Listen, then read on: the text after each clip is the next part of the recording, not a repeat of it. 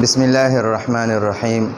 نن زمونږ د علم النحو 81 نمبر درس سے ان شاء الله نن به مونږ د اسم د تعداد په لحاظ سره یعنی چې اسم واحد دی که تسنیه ده که جمع ده یو دی یو باره کې خبره کوي که دا اسم د دوو بارو کې دی او که دا اسم د ډېرو باره کې دی. ٹھیک شو جی. 81 نمبر درس سے فصل نمبر 10 دی جی. د اسم د تعداد په لحاظ سره درې قسمه دی یعنی د انسو په لحاظ سره انسی یعنی چې یو کسی هغه ته واحد وای چې دوه کسانی هغه ته تسنیه وای چې ډېر کسانی درې یا ډېر کسانی هغه ته جمع وای. نو ګورئ دا به یا د یو کس باره کې دا اسم وي دا اسم به یا د دوو باره کې وي یا به دا اسم د ډېرو باره کې وي. نو دی یو دوه درې دیو ته تعداد وای. نو اسم د تعداد په لحاظ سره درې قسمه دی یا به دا اسم واحد وي یا به تسنیه وي تسنیه دوو ته وای یا به جمع وي. ٹھیک شو. په عربی کې یو ته واحد وای دوو ته تسنیه یا مثنا دا دوانه نمونه دي تسنیه یا مثنا وای او چې د دوو نه زیاتیږي هغې ته جمع وای. او په پښتو کې اردو کې فارسی کې یا دغه شان په انګلیش کې نورو ژبو کې په هغې کې یو ته واحد وای او چې د یو نه زیاتیږي هغې ته جمع وای. لیکن په عربی کې داسې نه وي. په عربی کې یو ته واحد وای دوو ته تسنیه وای چې د دوو نه زیاتیږي هغې ته جمع وای. اوس درته اول د واحد دغه ښیي تعریف ته کوي چې واحد څه ته وایي. واحد هغه اسم ته وایي چې یو وي هغه ته واحد وایي یعنی مفرد وي مفرد یو ته وایي. لکه رجلون معنی د یو سړی کتاب معنی د یو کتاب. ٹھیک شوه. مسلمون معنی د یو مسلمان. ٹھیک شوه. لکه مثلا ګورئ دا مسلمون دی مسلمون معنی ده یو مسلمان. دقه شانتې صالحون معنی ده یو نیک سړی. ٹھیک شوه. دقه شان مؤمنون معنی ده یو مؤمن. رجلون معنی ده یو سړی. امرأتون معنی ده یوه ښځه. نو ګوره دا واحد دی. دا مسلمون واحد دی دغه شان صالحون واحد دی مؤمنون رجلون امرأتون دا واحد دی. ٹھیک شو جی. اوس چې دوه سړي نو هغې دپاره به کم لفظ استعمالیږي څنګه اسم استعمالیږي یا ډېر سړي وي هغې دپاره به کم یو اسم استعمالیږي. نو چې دوه یا ډېر وي هغې ته تسنیه یا مثنا وایي. تسنیه یا مثنا دوه کسانو ته وایي. تسنیه یا مثنا هغه اسم ته وایي چې دوه وي لکه رجلان معنی د دوه سړي یا رجلین معنی د دوه سړي. ٹھیک شو جی. اوس تا ته ګورئ دا مونږ سره مسلمون دی. مسلمون معنی د یو مسلمان. د ده نه زه تسنیه جوړوم چې دوه مسلمانان نو د دې مسلمون دا اخري میم چې دی که نه ده نه به دا تنوین ختم کړي ده باندې به زبر ولګي او الف او نون زرنې به ورسره ولګي. مسلمانې معنی د دوه مسلمانان. ټیک شوه. یا به داسې وکړي چې په دغه مسلمون باندې خو به زبر ولګي. مسلمون دا میم نه دی په ده به زبر ولګي او د دې میم نه پس په یو یا ساکن او نون زبرنا به ولګي نون زرنې به ولګي. دا یا به ساکن کې او نون زرنې به یا به الف او نون زرنې ولګي یا به یا ساکن او نون زرنې ولګي خو د دواړو نه مخکې حرف باندې به زبر لګي. مسلمانې د مسلمانې معنی د دوه سړي او د مسلمین نه دوه مسلمانان او د مسلمین معنی هم د دوه مسلمانان. ٹھیک شو جی. نو دا مسلمان چې د حالت رفع کی وي مسلمین حالت نصب او حالت جر کی وي. ٹھیک شو. او د دوانو معنی د دوه سړي. نو ګوره یا رجلون معنی د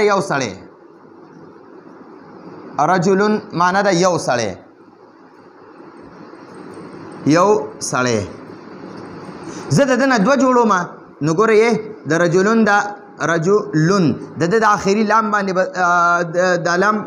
به زبر ولګي او د لام سره به یو الف ولګي او نون زرنې به اضافه به ورسره وکړي. نو الف او نون زرنې دا نون مکسور ورته وایي.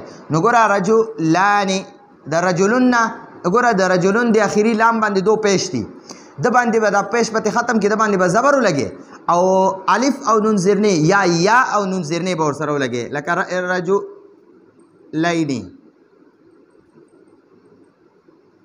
رجلین د رجلین معنی د دوه سړي د رجلین معنی د دوه سړي.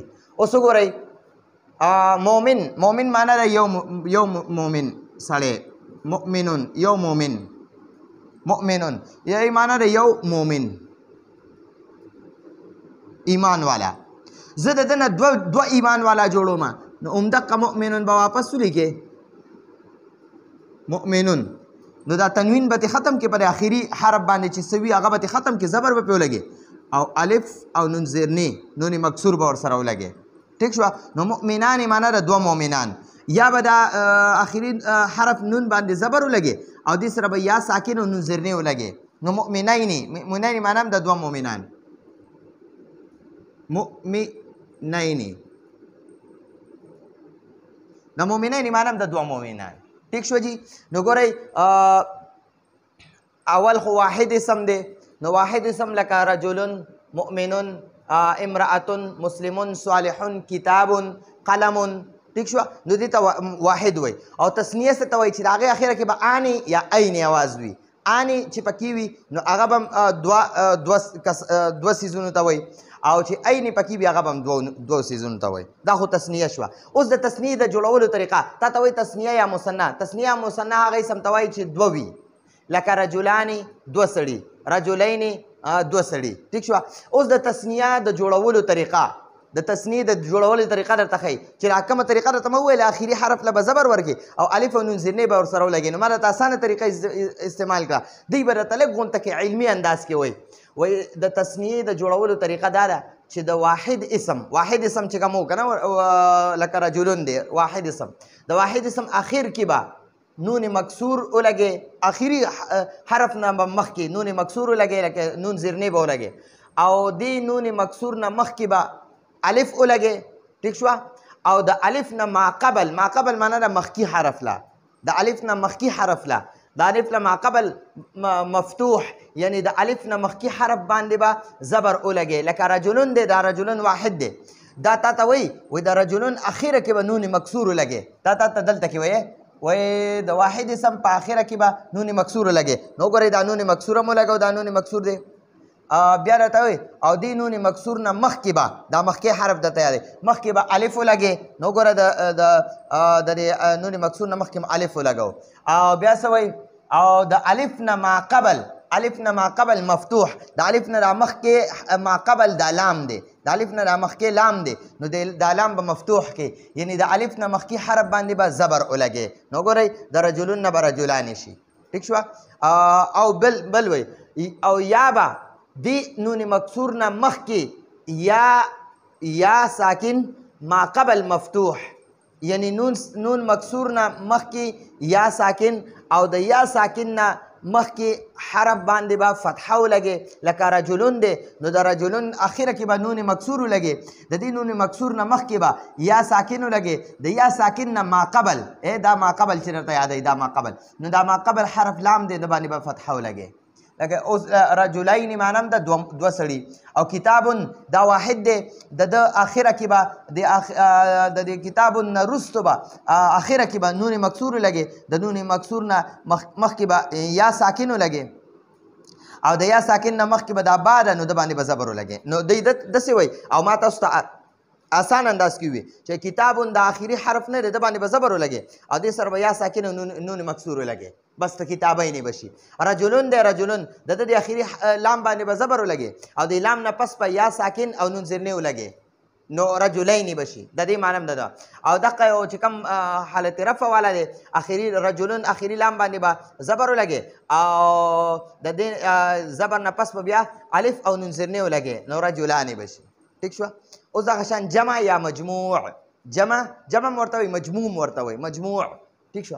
جمع یا مجموع هغه اسم ته وایي چې د دوو نه زیات وي هغې ته جمع یا مجموع وایي لکه رجلون یو ته وایي رجلانی یا رجلین دوو ته وایي او رجالون ډیر سړي. مسلم یو مسلمان مسلمانی دو مسلمانان یا مسلمین معنی د دوه مسلمانان او مسلمون معنی ډیر مسلمانان اوس تا ته د جمع د جوړولو طریقه ښایي. اول درته زه یوه طریقه وښیم. وګورئ جي دا مسلمون ما سره یو مسلمان دی، مسلمون. د د اخیری حرف نه به دا تنوین ختم کړي، یو پیش پکې ولګي او د سره به د واو ساکن او نون زبرنا اضافه وکړي. نو مسلمونو دنه مسلمونه شو، مسلمونه. دا تبدیلیم پکې راوسته. تبدیلیم پکې څه راوسته؟ ګورئ جي